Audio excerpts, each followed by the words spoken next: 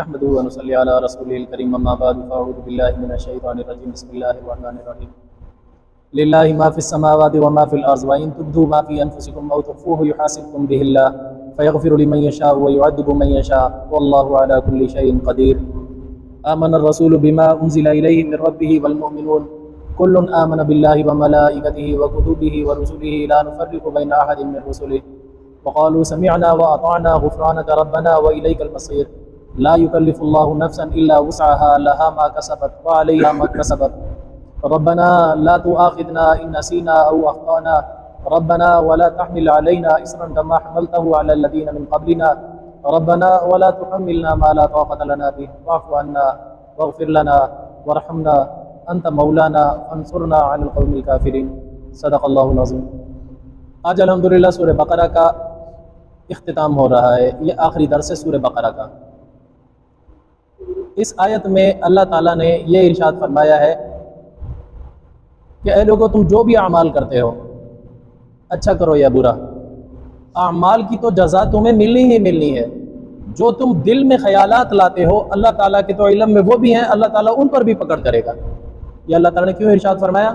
पीछे जो सूरत गुजरी है सूरह बक़रा सारी की सारी, उसमें अल्लाह ताला ने ईमानियात को भी बयान फरमाया, यानी हमारे अक़ीदे को भी बयान फरमाया, फिर उसके साथ साथ वाज़ व नसीहत भी किया। उसके बाद हमें अहकामात भी दिए, फ़ुरूई मसाइल भी दिए, एतिक़ादी मसाइल भी अल्लाह ताला ने यानी अहकामात बयान फरमाए, और फ़ुरूई अहकामात यानी जिनका हमारे अमल से ताल्लुक़ है, जैसे नमाज, रोज़ा, हज, ज़कात वग़ैरह, जिहाद वग़ैरह, और क़वानीन का निफ़ाज़, हुदूद वग़ैरह, ये सब कुछ अल्लाह ताला ने इरशाद फरमाया। सब कुछ हमें देने के बाद हमें हुक्म दिया गया कि इन अहकामात पर तुमने अमल करना है। अगर तुम इन अमाल पर अमल नहीं करते, वो दो सूरतें होंगी, या तो तुम दिल में उसके इनकारी हो, अल्लाह ताला वो भी जानता है तुम्हारे इनकार को, अल्लाह ताला उस पर भी पकड़ करेगा, या दिल में तो तुम्हारा एतकाद है लेकिन सुस्ती की बिना पर तुम उस पर अमल नहीं कर पाते, गुनाह हो जाता है, अल्लाह ताला के इल्म में वो भी है। फिर आगे अल्लाह की मर्जी है, अल्लाह चाहे तो माफ़ करे, अल्लाह चाहे तो पकड़े। अल्लाह ताला ने फरमाया लिल्लाहि मा फ़िस समावाति व मा फ़िल अर्ज़, अल्लाह ही के लिए है हर वो चीज़ जो भी आसमानों में है, जो भी ज़मीन में है। अल्लाह, लफ्ज़ अल्लाह के बारे में मैंने पहले भी अर्ज़ कर दिया था, ये अल्लाह ताला का ज़ाती नाम है। यानी अल्लाह ताला यहाँ पर यह अक़ीदा देना चाहते हैं कि कायनात सारी की सारी अल्लाह की मिल्कियत में है। अल्लाह कौन है, यह हर इंसान का अक़ीदा होना चाहिए। अल्लाह कौन है? अल्लाह वो ज़ात है जो वाजिबुल वजूद है। वाजिबुल वजूद का माना होता है कि अल्लाह वो ज़ात है जो खुद ब खुद वजूद में आई है, उसको किसी और ने वजूद नहीं बख्शा। ये अक़ीदा हर मुसलमान का होना चाहिए। अल्लाह ताला वाजिबुल वजूद है, वो तमाम सिफ़ात कमालिया का मालिक है। जितनी भी खूबियों वाली सिफ़ात हैं वो सब उसके अंदर मौजूद हैं। जितने भी ऐब और नुक्स हैं वो ज़ात उन ऐब और नुक्सों से पाक है। जितनी भी कमाल की सिफ़ात हैं, अच्छा सिफ़ात दो तरह की हैं अल्लाह ताला की, कुछ सिफ़ात मुस्बत हैं, कुछ सिफ़ात मनफी हैं, कुछ पॉजिटिव हैं, कुछ नेगेटिव हैं।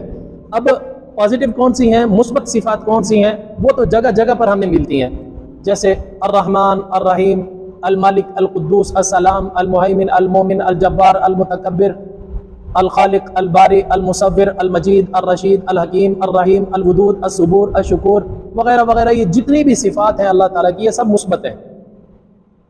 कुछ सिफ़ात अल्लाह ताला की मनफी भी हैं, वो भी अल्लाह ताला के कमाल की अलामत है। जैसे लम यलिद, उसकी कोई औलाद नहीं, वलम यूलद, ना वो खुद किसी की औलाद है। लम यत्तखिद वालदा, उसका कोई बेटा नहीं है। वलम तकुल लहू साहिबा, उसकी कोई बीवी नहीं है। ला तअखुदुहु सिना, उसको नींद नहीं आती, उसको ऊँघ नहीं आती। वला नौम, उसको नींद भी नहीं आती। ये सारी सिफ़ातें मनफियाँ हैं, ये भी अल्लाह की सिफ़ातें कमालियाँ हैं। ये एतकाद होना चाहिए इंसान का, अल्लाह वाजिबुल वजूद है, वजूद है, यानी वो खुद ब खुद वजूद में आया है। लफ्ज़ अल्लाह फ़ारसी में जब इसका माना किया गया, माना इसका यह है खुदा। हम जो लफ्ज़ इस्तेमाल करते हैं ना खुदा, ये भी ये शॉर्ट फॉर्म में खुद ब खुद दर वजूद आमदन, यानी खुद ब खुद अपने वजूद में आने वाला, समझे। अब उसको शॉर्टकट करके उसको खुदा बना दिया, माना उसका ये खुद ब खुद वजूद में आने वाला खुदा का लफ्ज़।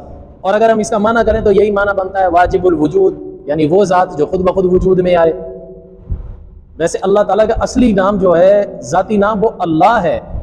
ये बाकी जितने भी नाम हैं वो अल्लाह ताला के सिफाती हैं, और सिफाती नाम यानी अल्लाह की सिफतें हैं, अल्लाह ताला की खूबियाँ हैं, जितने भी कमालात की सिफात हैं सारी की सारी अल्लाह में जमा है। कुछ मुस्बत हैं, कुछ मनफी हैं, वो सब अल्लाह की सिफात है। ये हर इंसान का अकीदा होना चाहिए। अल्लाह ताला फरमाते लिल्लाहि मा फिस समावाति व मा फिल अर्ज़, अल्लाह ही के लिए हर वो चीज़ है जो आसमानों में ज़मीन में। इन तुब्दू मा फी अनफुसिकुम औ तुख्फूहु युहासिबकुम बिहिल्लाह, ऐ लोगो अगर तुम कोई चीज़ ज़ाहिरी तौर पर करोगे, जाहिर करोगे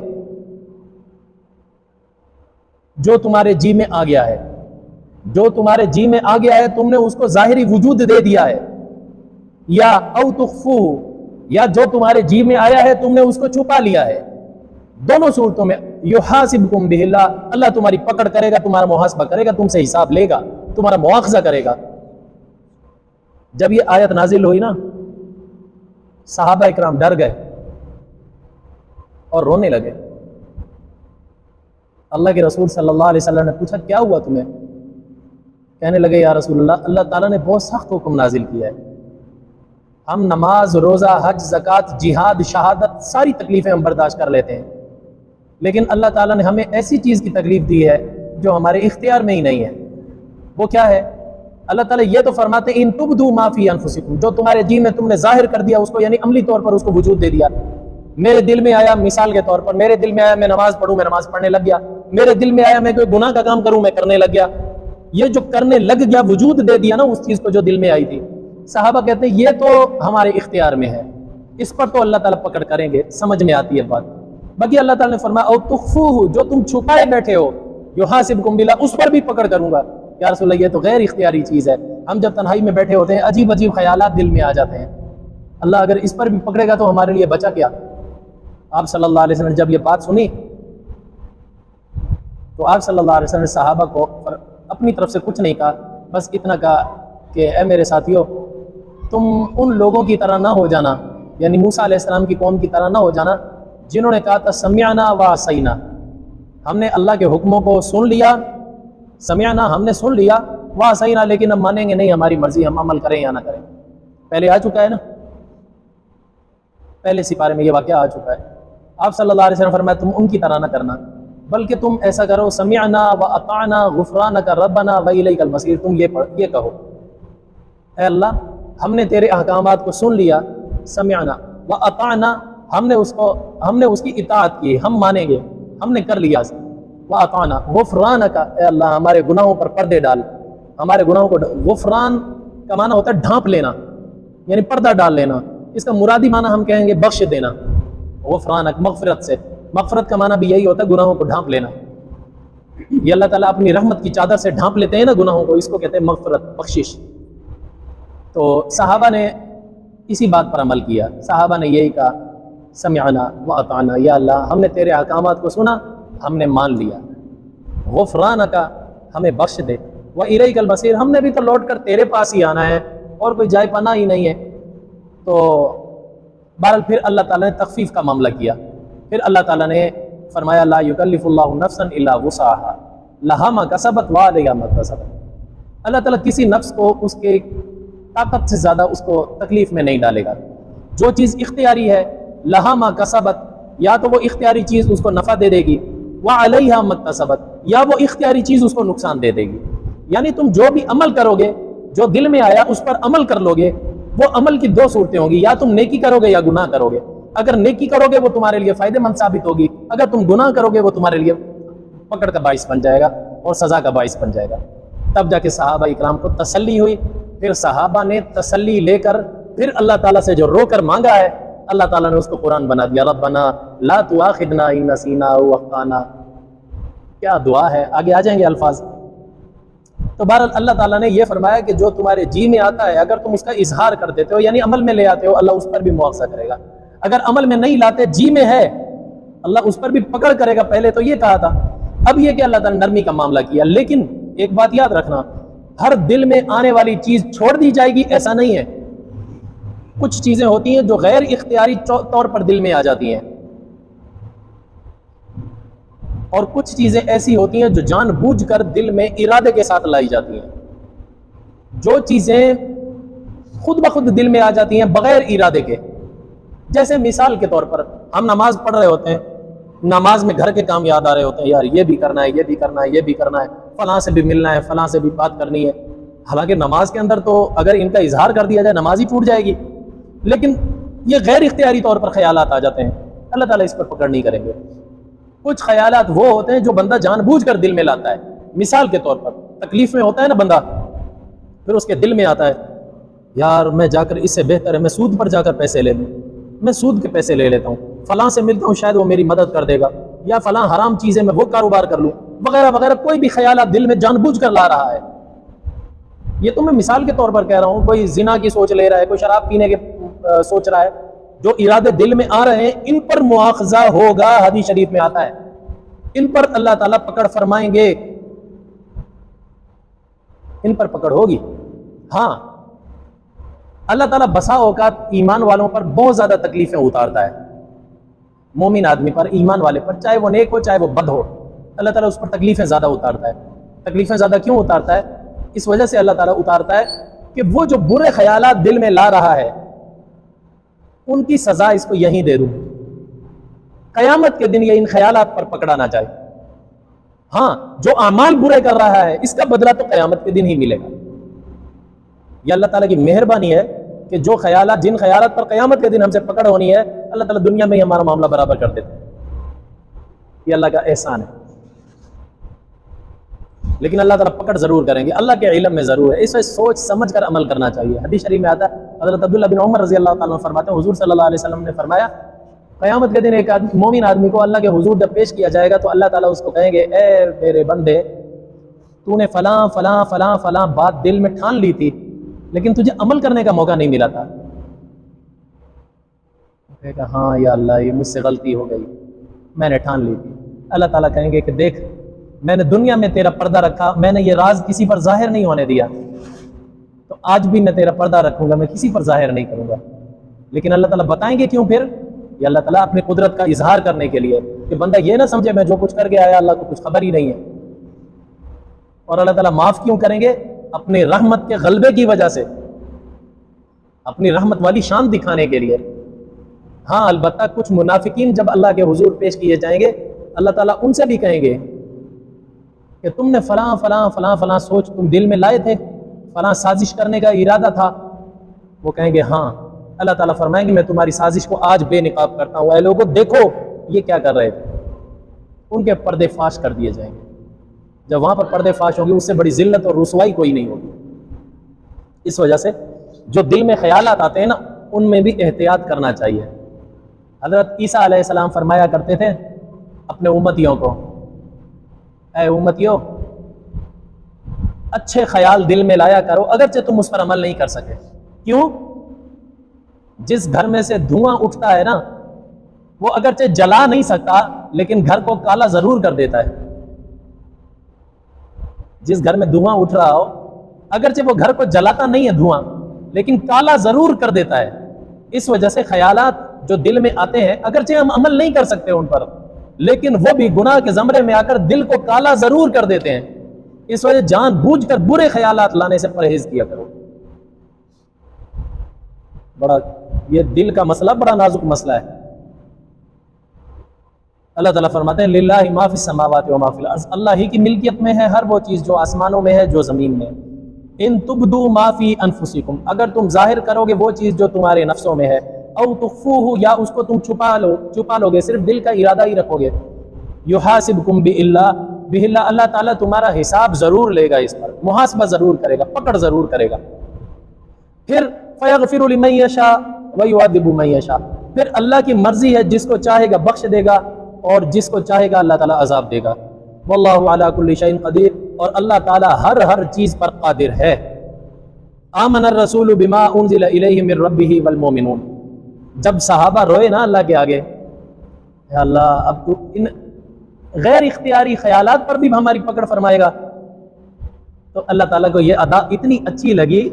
अल्लाह ताला ने सहाबा इकराम के इस अदा की वजह से उनके ईमान की गवाही दी अल्लाह ने, कि सहाबा का ईमान नबियों जैसा ईमान है। नबियों के ईमान के साथ तशबीह दी अल्लाह ने। अगरचे एक हकीकत बात यह, नबियों का ईमान बहुत आला है, नबी का ईमान अकमल होता है, सहाबा का ईमान अकमल तो नहीं लेकिन कामिल जरूर होता है। तो अल्लाह ताला ने उनके ईमान की गवाही दी सहाबा इकराम की। ये जो आयतें हैं ना, आमन रसूल से लेकर सूरह बकरा के आखिर तक, अल्लाह के नबी को ये अर्श पर तोहफा मिला था। दो तरह की हदीसें, एक हदीस शरीफ में आता है कि आप सल्लल्लाहु अलैहि वसल्लम रूए ज़मीन पर बैठे थे, तो एक बहुत ज़ोरदार धमाका हुआ जिसकी आवाज़ सहाबा ने भी सुनी और हुजूर सल्लल्लाहु अलैहि वसल्लम ने भी सुनी। उस वक़्त हुजूर सल्लल्लाहु अलैहि वसल्लम जिब्रील अमीन के साथ बैठे हुए बातचीत कर रहे थे। हुजूर सल्लल्लाहु अलैहि वसल्लम ने फरमाया, ए जिब्रील, ये धमाका कैसा हुआ है? तो जिब्रील अमीन ने फरमाया, या रसूलल्लाह, आज अल्लाह ताला ने उस फरिश्ते को रूए ज़मीन पर उतारा है जो इससे पहले कभी नहीं उतरा था, और अल्लाह ताला ने आसमान का वो दरवाज़ा खोला है जो आज से पहले कभी नहीं खोला गया था, सिर्फ और सिर्फ आपके लिए खोला गया है। उस दरवाजे में से अल्लाह ताला ने आपके लिए एक नूर का ख़जाना भेजा है। वो नूर का ख़जाना कौन सा है? एक सूरह फातिहा है और दूसरा अल्लाह ताला ने सूरह बकरा की आखिरी आयतें अल्लाह ताला ने आपको अता फरमाई है। एक हदीस शरीफ में ये आता है, एक हदीस शरीफ में आता है, आप सल्लल्लाहु अलैहि वसल्लम ने फरमाया, मेराज की रात जब मैं सातों आसमानों की मैंने सैर की, उसके बाद अल्लाह ताला ने जब मुझे अपने पास बुलाया तो मैं जिब्रील अमीन के साथ चला। जब सिदरतुल मुंतहा पर पहुँचे तो वहाँ जाकर जिब्रील अलैहिस्सलाम रुक गए। वहाँ एक बेरी का दरख्त था जिस पर सोने के परिंदे तितलियों की तरह उड़ते फिर रहे थे, परवानों की तरह उड़ते फिर रहे थे, और बहुत ही खूबसूरत मंजर था। तो जिब्रील अमीन ने मुझे कहा, ए अल्लाह के रसूल, आगे आप जाएं। तो जिब्रील अमीन ने कहा कि ए अल्लाह के रसूल, मैं आगे एक पर भी नहीं मार सकता, अगर मैंने एक पर भी अपना उठाने की कोशिश की मैं जल जाऊंगा, आगे आपने जाना है। हुजूर सल्लल्लाहु अलैहि वसल्लम फरमाते हैं, अगला सफ़र मैंने अकेले ने किया। अल्लाह ताला के सामने जब हाजिर हुआ तो मैं अल्लाह के बहुत करीब हो गया। कितना करीब? कुरान मजीद में आता है, फ़काना क़ाब क़ौसैन औ अदना, क़ाब क़ौसैन औ अदना, या इससे भी ज़्यादा करीब। क़ाब क़ौसैन क्या होता है? पहले ज़माने में जब दो कबीलों के दरमियान लड़ाइयाँ चल रही होती थी, जंगे साल साल की चलती थी, फिर कभी जब सुलह की नौबत आती थी तो क्या होता था, जिरगा बैठा होता था, कुछ सरदार इधर के उठते थे, कुछ सरदार उधर के उठते थे, फिर वो बीच में सेंटर में एक पॉइंट होता था मुकर्रर, उस पॉइंट पर आकर दोनों सरदार आमने सामने आकर खड़े होते थे। तो ये भी अपना कमान निकालता था, तीर नहीं, कमान जिसमें रखकर तीर चलाया जाता है, तो वो कमान निकालता था सरदार, और उधर वाला सरदार भी कमान निकालता था। फिर दोनों ऐसे मुट्ठी में लेकर कमानों को यूं ऐसे टकराते थे। ये पैगाम होता था कि हमने जंग बंदी हो गई, अब समझो कि हमने डाट लगा दिया, अब ये तीर नहीं चलेंगे एक दूसरे पर। जंग बंदी की अलामत होती थी, इसको कहा जाता था क़ाब क़ौसैन, ऐसे मुट्ठी से मुट्ठी टच होती थी, इसको कहा जाता है क़ाब क़ौसैन, दो कमानों को टकराना, दो कमानों को करीब लाना, इसको कहा जाता है। अच्छा, जब कभी जंग का आगाज होता था उन कबाइल में, तो दरमियान में वो एक शख्स प्याला लेकर पूरे कबीलों में सब में घूमता था, अपने कबीले में पूरे में घूमता था कि कोई हमसे गद्दारी नहीं करेगा। जो जो सरदार होते थे उस कबीले के, उन सब को खून निकालकर उस प्याले में डालना होता था। फिर जब वो प्याला सामने रख दिया जाता था, फिर उनमें से एक सरदार जो सबका मुंतखब किया हुआ होता था, वो आकर उस प्याले में ऐसे हाथ डालकर आहद करता था, हम अपना इंतकाम लेंगे। तो इसका मतलब होता था अब जंग छिड़ जाएगी। यह अरब का रवाज था, उनका दस्तूर था बात को पक्का करने का। तो बहरहाल जंग बंदी की जो अलामत थी क़ाब क़ौसैन, ऐसे कमानों को टकराना। तो अल्लाह ताला ने क्या फरमाया कि हुजूर सल्लल्लाहु अलैहि वसल्लम अल्लाह ताला फरमाते हैं, इतना करीब हो गए थे जैसे क़ाब क़ौसैन दो कमाने होती हैं, औ अदना, बल्कि उससे भी ज्यादा करीब। कितना फासला रहा होगा। मैं कहता हूं अगर हम अपना आइडेंटिटी कार्ड भी अगर बीच में डालें तो शायद इतना भी फासला ना हो, इतना अल्लाह ताला के करीब हो गए। सहाबा इकराम ने पूछा, या रसूलल्लाह, आपने अल्लाह ताला को देखा? हुजूर ने फरमाया, हाँ मैंने देखा। अल्लाह ताला कैसे थे? हुजूर ने फरमाया, मैं बता नहीं सकता, वो कैफियत क्या थी मैं उसको अल्फाज में बयान नहीं कर सकता। बस आप सल्लल्लाहु अलैहि वसल्लम ने फरमाया कि मैं जिधर भी देखता था उधर ही उधर समंदर, समझो एक धुएं की तरह एक नूर ही नूर नजर आ रहा था, जैसे नूर का समंदर हो। और उस वक़्त मेरी ये कैफियत थी कि अल्लाह के साथ जब मैं हम कलाम हुआ हो तो मेरा रुआं रुआं आवाज को सुन रहा था, सिर्फ कान नहीं सुन रहे थे। वो कैफियत क्या होगी, वाकई ये तो ऐसी कैफियत है कोई बयान नहीं कर सकता। तो अल्लाह के नबी फरमाते हैं कि जब मेरा आमना सामना हुआ अल्लाह ताला के, अब अस्सलामु अलैकुम तो कह नहीं सकते, क्योंकि सलाम तो खुद अल्लाह की जात है। अल्लाह को अल्लाह पर सलामती कैसे उतरे, अल्लाह तो खुद सलाम है। हुजूर सल्लल्लाहु अलैहि वसल्लम फरमाते हैं मेरे पास अल्फाज, मैं ढूंढ रहा था, मुझे कोई अल्फाज नहीं मिल रहे थे, पहली मुलाकात है, मैं किन अल्फाज में खिताब करूं। हुजूर सल्लल्लाहु अलैहि वसल्लम फरमाते हैं मेरे मुंह से बेइख्तियार निकला अत्तहियातु लिल्लाहि वस्सलावातु वत्तय्यिबातु, मेरी सारी इबादतें चाहे वो माली हैं चाहे वो जानी हैं, अल्लाह वो तेरे लिए। ये अल्लाह के हुजूर में आप सल्लल्लाहु अलैहि वसल्लम ने हदिया पेश किया। ये तो मैं तर्जुमा कर रहा हूँ, इन अल्फाज के जो मानी है ना, मैं नहीं उसका नक्शा खींच सकता। तो अल्लाह ताला ने फिर जवाब में फरमाया अस्सलामु अलैका अय्युहन नबिय्यु व रहमतुल्लाहि व बरकातुहू। फिर आप सल्लल्लाहु अलैहि वसल्लम फिर फरमाया अस्सलामु अलैना व अला इबादिल्लाहि सालिहीन अशहदु अल्ला इलाहा इल्लल्लाह व अशहदु अन्ना मुहम्मदन अब्दुहु व रसूलुहु। ये जो अत्तहियात हमें मिली है ना, ये अल्लाह के रसूल और अल्लाह ताला के आपस में यूँ समझो कि सलाम दुआ है। हम सलाम दुआ कह लेंगे लेकिन सलाम दुआ नहीं, अल्लाह ताला तो खुद सलाम है। यानी इब्तिदाई गुफ्तगू आप अल्लाह ताला की और आप सल्लल्लाहु अलैहि वसल्लम की। फिर जब सारी गुफ्तगू होने के बाद आप सल्लल्लाहु अलैहि वसल्लम जब लौटने लगे हैं तो अल्लाह ताला ने दो तोहफे दिए जो अर्श के खजानों में से निकाले थे। लाज़िम बात है जब कोई किसी बड़े के पास आता है, जब जाने लगता है तो वो बड़ा उसको कोई ना कोई हदिया देकर रवाना करता है। तो अल्लाह ताला ने दो हदिये दिए आप सल्लल्लाहु अलैहि वसल्लम को, एक नमाज का और दूसरा सूरह बकरा की ये आखिरी दो आयतें, ये हदिया देकर आप सल्लल्लाहु अलैहि वसल्लम को रुखसत किया गया। अब अंदाज़ा लगाओ ये कितना बड़ा नूर है, अर्श के खजानों में से खजाना है ये, आमना रसूल से लेकर आखिर।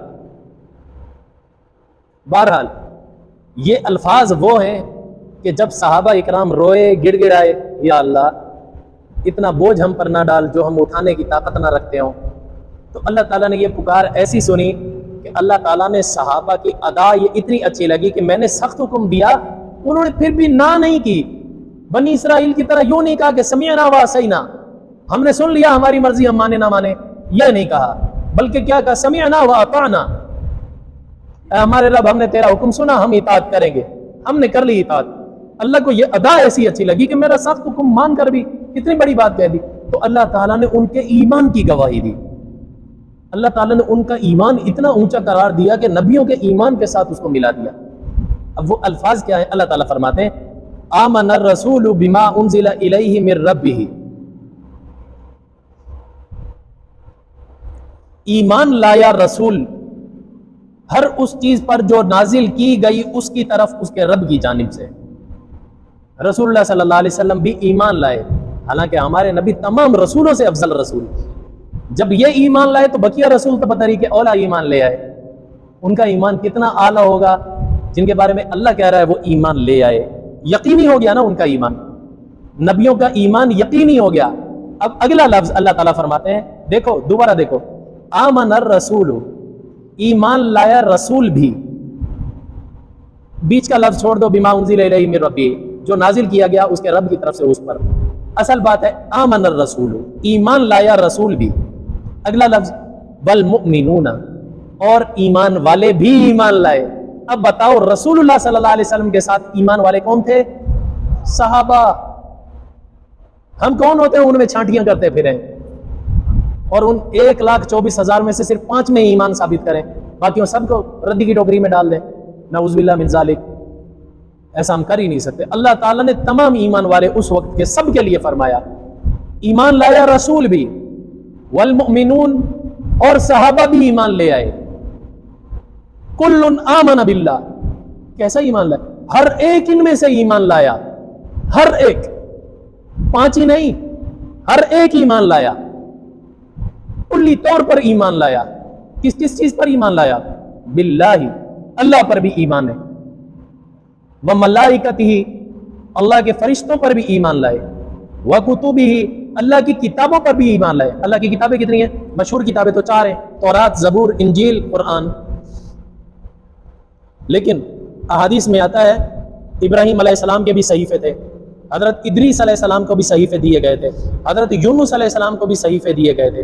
और भी दीगर अंबिया को बहुत सारे सहीफे दिए गए, जो सहीफे जिन पर लोगों ने अमल किया, जिनका बाकायदा वजूद पाया गया। जो नई इल्म में आए वो तो पता नहीं कितने हैं, जो इल्म में आ चुके हैं उनकी तादाद इमाम शाफी रहमतुल्लाह अलैह फरमाते हैं 104 है। सहीफा भी किताब को कहते हैं, मशहूर किताबें 4, बाकी मशहूर नहीं है। जो गिनती में आ गई हैं वो 104 हैं, जो नहीं है किसी के इल्म में वो पता नहीं कितनी होंगी। तो अल्लाह ताला ने यह नहीं फरमाया सिर्फ 4 किताबों पर, वह कुतुबी ही तमाम किताबों पर। अल्लाह का रसूल भी ईमान लाया, सहाबा भी ईमान लाए, अल्लाह पर भी, अल्लाह के तमाम फरिश्तों पर भी, और अल्लाह ताला की तमाम किताबों पर भी, वह रसूल ही, अल्लाह के तमाम रसूलों पर भी। ला नुफर्रिकु बैना अहदिम मिन रुसुली, मुसलमानों का अकीदा यह है, वो ये कहते हैं कि हम नहीं तफरीक करते किसी एक रसूल में भी, हम फर्क नहीं करते, सब पर एक जैसा ईमान लाते हैं। इससे तमाम अदियान बातिला की तरदीद हो गई।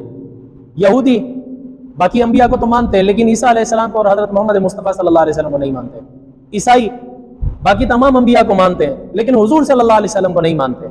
आज आके सिर्फ मुसलमान हैं वो लोग जो तमाम अंबिया इकराम को मानते हैं, आदम अलैहिस्सलाम तक तमाम को मानते हैं। यह अल्लाह ताला ने हमारा अकीदा बयान किया है। हमारा ईमान यह होना चाहिए तमाम रसूल अल्लाह की तरफ से बरहक रसूल थे, जो कुछ उनकी तरफ नाजिल किया गया किताबें वो भी बरहक थी।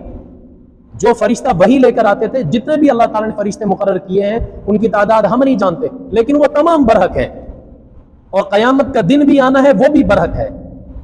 यह अकीदा होना चाहिए हर मुसलमान का। अल्लाह ताला फरमाते हैं वक़ालू समिअना, अच्छा कुल्लुन आमन बिल्लाह, हर एक ईमान लाया, रसूल भी सहाबा भी।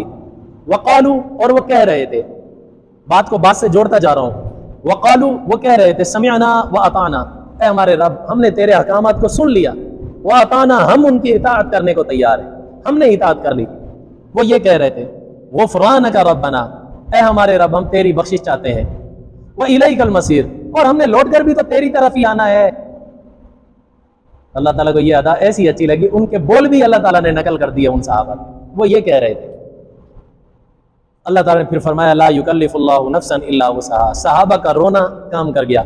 अगर सहाबा ना रोते, आज मैं और आप कितने बुरे बुरे ख्यालात दिल में लाते हैं, अंदाजा करो हमारी पकड़ कितनी सख्त होती। ये दुआएं दो उन सहाबा को जो रो पड़े, उनका रोना हमारे काम आ गया, हमारा काम बन गया। अब हम बुरे ख्यालात भी दिल में लाते हैं, पकड़ नहीं है, बेफिक्र है इस चीज से, सिर्फ फिक्र उस चीज की है जो हम कर रहे हैं अमल। अल्लाहु अकबर। गुफ़रानक रब्बना ला युकल्लिफुल्लाहु नफ्सन इल्ला वुसअहा, अल्लाह ताला ने फिर सहाबा के रोने को देखकर फरमाया ठीक है, अल्लाह नहीं तकलीफ देता किसी भी नफ्स को मगर उतनी ही जितनी उसमें ताकत है बर्दाश्त की। यानी जो चीज़ उसके इख्तियार में है उसी का अल्लाह उसको मुकल्लफ बनाता है, जो उसके इख्तियार में नहीं है अल्लाह ताला उस पर उसको मुकल्लफ नहीं बना रहा। ठीक, लहा मकसबत व अलैहा मकसबत, ऐ लोगों अब तुम्हारे ऊपर है, जो तुम दिल में ख्याल लाते हो, जो तुम करोगे या तुम्हारे लिए नफे का बाइस बनेगा, जो तुम करोगे या तुम्हारे लिए नुकसान का बाइस बनेगा। इला और आला का फर्क है, इला नफे के लिए होता है, आला मुसीबत के लिए होता है। लहा मा कसबत, लहा लहा लाम, इला लहा दोनों एक ही माना में, यानी जो तुम कमाओगे या तुम्हारे लिए नफे का बाइस बनेगा, जो काम करोगे तुम्हारे लिए या नफे का बाइस बनेगा, व अलैहा मकसबत, या जो अमल करोगे तुम्हारे लिए नुकसान का बाइस बनेगा। अब पकड़ इस पर है, जो अमल कर लोगे, सोचने पर अल्लाह ने हुक्म उठा लिया। अल्लाह ताला फरमाते हैं ये मैंने क्यों किया। वो सहाबा रो रहे थे, क्या रो रहे थे, रब्बना, ऐ हमारे रब, ला तुआखिदना, हमारी पकड़ न कर, हमारा मुआखजा न कर। इन छोटी छोटी बातों पर हम सोच रहे हैं हमारे हमें पकड़ लेगा, हमारा मुआखजा न कर। इन नसीना, अगर हमसे कोई भूल चूक हो भी गई है दरगुजर कर, औ अख्ताना, या गलती से हम कर बैठे हैं, उस पर भी हमारी पकड़ न कर। रब्बना, ऐ हमारे रब, वला तहमिल अलैना इसरन कमा हमलतहु अलल लदीना मिन क़ब्लिना, हम पर ऐसा बोझ ना उतार कि जैसा बोझ हमसे पहले लोगों पर तूने उतारा था। उन पर क्या बोझ उतारा था, उनके अहकामात बहुत सख्त थे। भाई तुम्हारी तौबा उस वक्त तक कबूल नहीं होगी जब तक अपनी गर्दन कटने के लिए पेश ना कर दो, कत्ल हो जाओ, फिर तुम्हारा गुनाह माफ है क़यामत के दिन। बचा क्या बाकी, तुम्हारे कपड़ों पर जो निजासत लग जाए वो उस वक्त तक पाक नहीं होंगे जब तक कि तुम वो हिस्सा निजासत वाला काट के ना फेंक दो। अल्लाह ताला ने इतने सख्त अहकामात उन पर नाजिल किए हुए थे। तो ये सहाबा का रोना काम आया। सहाबा ने कहा या अल्लाह हम पर ऐसा तो बोझ ना उतार जैसे हमसे पहले पर उतारा। बहुत सख्त सख्त हुक्म दे दिए थे, तौबा के लिए कत्ल करो, नजासत के लिए कपड़ा काट कर फेंको, अगर बदन को नजासत लग गई है उसको जलाओ फिर पाक होगा। हलाल जानवर तुम्हारे लिए हलाल है, लेकिन उसमें से सिर्फ गोश्त खाओ, उसकी चर्बी हराम है। ये कितना सख्त हुक्म है। अब बैठे चर्बी की छांटी करते रहे। हम तो बकरियां गाय ऐसे ही दबल जाते हैं।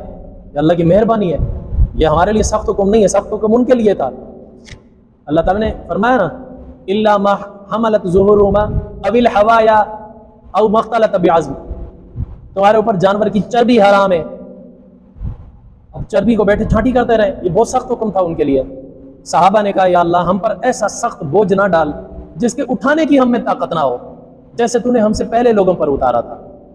अगली दुआ, रब्बना वला तुहम्मिलना मा ला ताक़त लना बि, ऐ हमारे रब हम पर वो भी बोझ ना डाल जिसको उठाने की हम ताकत ही नहीं रखते। वो क्या? पहले जमाने में जो बंदा गुनाह करके आता था, वह हाजी नमाजी रात को आकर अपने घर में सो जाता तो सुबह को उसके दरवाजे के ऊपर लिखा हुआ था ये साहब ये गुनाह करके आया है। कितनी बड़ी बदनामी है। मेरे घर पर अगर लिख दिया जाए मुफ्ती अब्दुल मजीद साहब फलां गलत काम करके आए, क्या इज्जत रहेगी? इससे बड़ी जलालत कोई होगी? साहबा रोए इस पर, या अल्लाह हम पर ऐसा बोझ ना डाल जिसके उठाने की हमें ताकत ही ना हो। ऐसा ना हो हम जवाब ही दे बैठे, फिर क्या करें? वाफु अन्ना, हमें माफ कर दे, वगफिर लना, हमें बख्श दे, वरहमना, हम पर तरस खा, हम पर रहम कर, अंत मौलाना, तू ही तो हमारा मौला है। इससे यह पता चला कि असल हकीकी मौला अल्लाह है, जो माबूद के माना में है, जो आका के माना में है, जो इलाह के माना में है। यह लफ्ज अल्लाह पर जचता है। अल्लाह ताला कुरान मजीद में और भी कई जगह फरमाया, सूरह मोहम्मद में भी अल्लाह ताला ने फरमाया, ऐ मुसलमानों तुम्हारा मौला अल्लाह है, काफिरों का कोई मौला नहीं। हुवा मौलाकुमुल हक, एक जगह फरमाया तुम्हारा बरहक मौला अल्लाह है। तो यह लफ्ज अल्लाह के साथ जचता है। अल्लाह के अलावा दूसरों के लिए जब इस्तेमाल होता है तो दोस्त के माना में इस्तेमाल होता है, माबूद और इलाह के माना में इस्तेमाल नहीं होता। अगर कोई किसी और माना में इस्तेमाल करता है या उसके नजरिए का फर्क है फिर ये कुफर हो जाएगा। हज़रत अली मुर्तज़ा रज़ी अल्लाह तआला अन्हु के लिए आप सल्लल्लाहु अलैहि वसल्लम ने फरमाया ना, मन कुन्तु मौला फ़अलियुन मौला। वहां पर मौला दोस्त मुहिब के माना में है, वहां माबूद इलाह के माना में नहीं है। अगर कोई इलाह या माबूद के माना में लेता है, जैसे कि शिया लोग लेते हैं, उनका अकीदा है, मसला इमामत उनका अकीदा है। वो कहते हैं कि इमाम के अंदर अल्लाह ने हुलूल किया हुआ होता है, अल्लाह अर्श पर सुम्मस्तवा, अल्लाह अर्श पर आराम कर रहा है। अल्लाह ने सारा निज़ाम कायनात का इमाम के हवाले किया हुआ है। वही सूरज उभारता है, सूरज डुबाता है, जिसको चाहता है मौत देता है, जिसको चाहता है बचे देता है। कायनात का निज़ाम वो चलाता है। अगर इस माना में लेते हो तो हमारे नज़दीक ये कुफर है। हकीकी मौला अल्लाह है। साहबा ने भी यही कहा, अंता मौलाना, या अल्लाह तू ही तो हमारा मौला है। फंसुरना अलल कौमिल काफिरीन, काफिर कौम के मुकाबले में हमारी मदद कर, मैदान जंग में भी हमारी मदद कर, काफिरों के सामने जिल्लत और रुसवाई से भी हमें बचा, ये भी हमारी मदद कर, ताकि काफिर हम पर कोई बात भी ना उठा सके। अल्लाह ताला को बहरहाल ये सहाबा इकराम का रोना, उनके अल्फाज ऐसे पसंद आए। अल्लाह ताला ने ना सिर्फ कुरान बनाया बल्कि अर्श के खजानों में से खजाना बनाकर हमें अता किया। ये सहाबा की अजमत की बहुत बड़ी गवाही है। अल्लाह ताला मुझे भी आपको भी इन बातों पर अमल करने की तौफीक अता फरमाए, हमारा ईमान भी सहाबा जैसा ईमान हो जाए। अल्लाह ताला हमारे ईमान को भी कबूल फरमाए, अल्लाह ताला हमारी मग़फ़िरत फरमाए। सहाबा इकराम के अल्फाज बार बार हमें यही बतलाते हैं, इतना कामिल ईमान होने के बावजूद भी मग़फ़िरत मग़फ़िरत मग़फ़िरत मांग रहे हैं, तो हम तो बतरीक़े औला इस चीज़ के मुस्तहिक़ हैं। वमा अलैना इल्लल बलागुल मुबीन। शरीयत का रास्ता दिखाते चलो, दिए अज़मतों के जलाते चलो, शरीयत का रास्ता दिखाते चलो।